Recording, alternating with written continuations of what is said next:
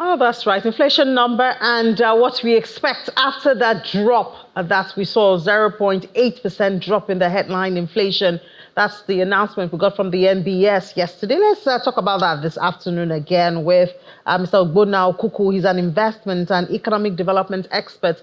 Joins us from our Abuja studio. Mr. Okuku, good afternoon and thank you for your time. All right, thank you so much for having me.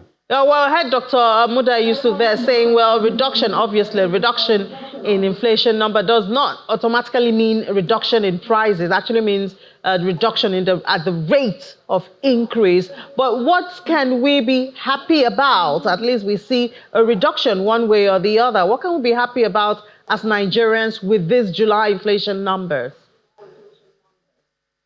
Now, first things first, it just goes to show that the policy direction of the government is beginning to work. Now, I know a lot of people, consumers, will be expecting, that a shift in the market price of goods and services, but it doesn't work that way.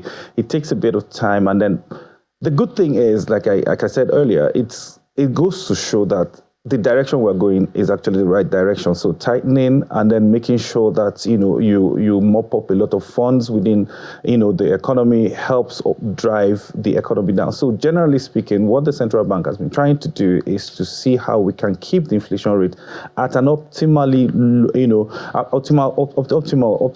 range where you are not also, trying to make, stall the economy from being productive, or also trying to make sure that the purchasing power of the currency is not affected. So the way they are going is actually the right direction, and then I'm hopeful, and I'm very sure that in a couple of months coming, a lot of things will begin to translate to naira and kobo in the hands of consumers.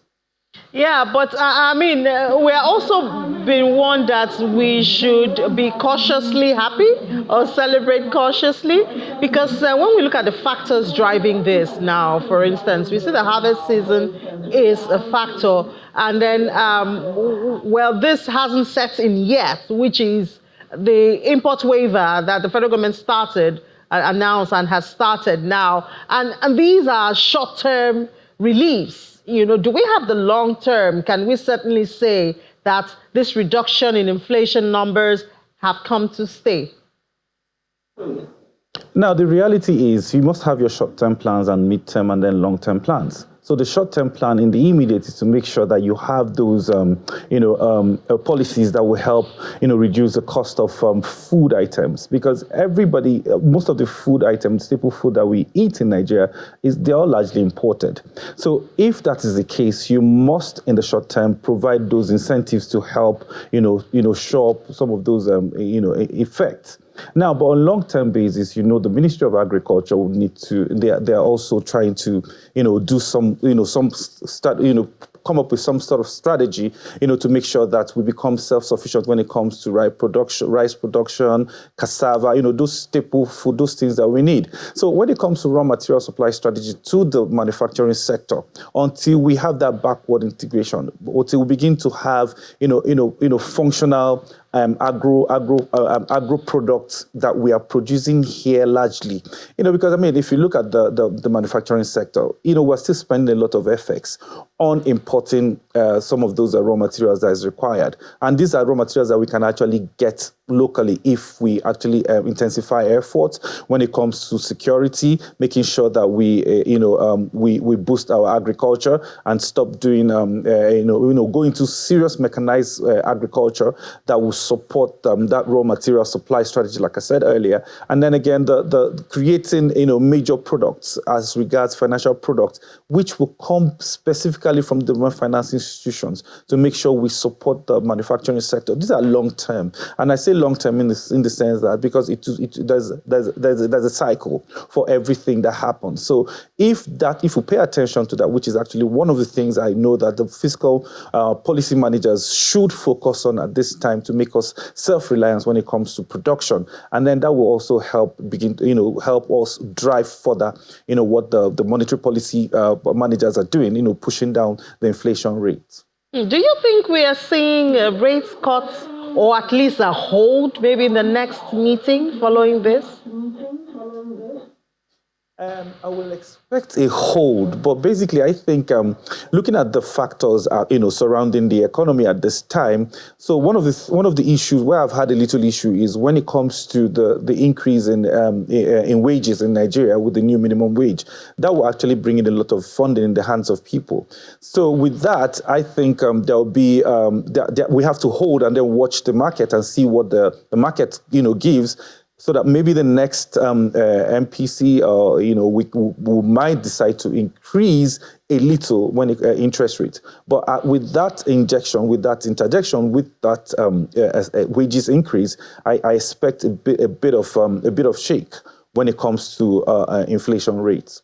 But we should be mindful of it, because just like I said earlier, you see, we're not going for a party now saying, oh yes, we've gotten it right. Yes, we're in the right direction. We need to work further. We need to also intensify effort when it comes to fiscal policy managers. There's a lot we need to do. We need to actually inject a lot of resources to the right component of the economy, so that we can drive productivity and then drive growth, from that point of view. Yeah, it would be interesting to know your perspective on driving productivity.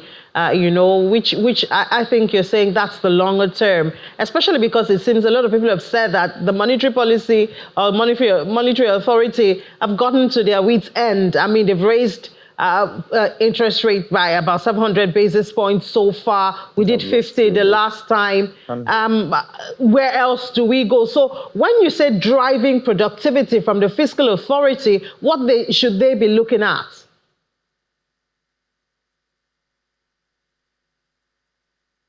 Please can take it again. I think I lost Okay, can you hear me now, Mr. Kuku? Can you hear me now?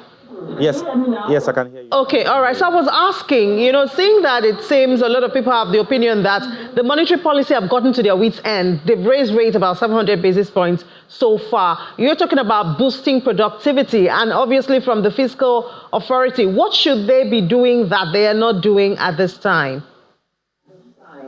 Now, you see, when you set up a government, it takes a bit of rejigging.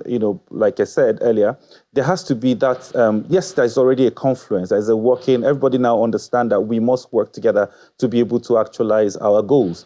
Now, we need to pay attention when it comes to funding, infrastructure, financing infrastructure, making sure that's going to be a lot of prudence when it comes to the kind of contracting that we go into at this point in time, to make sure that the right resources go to the right direction.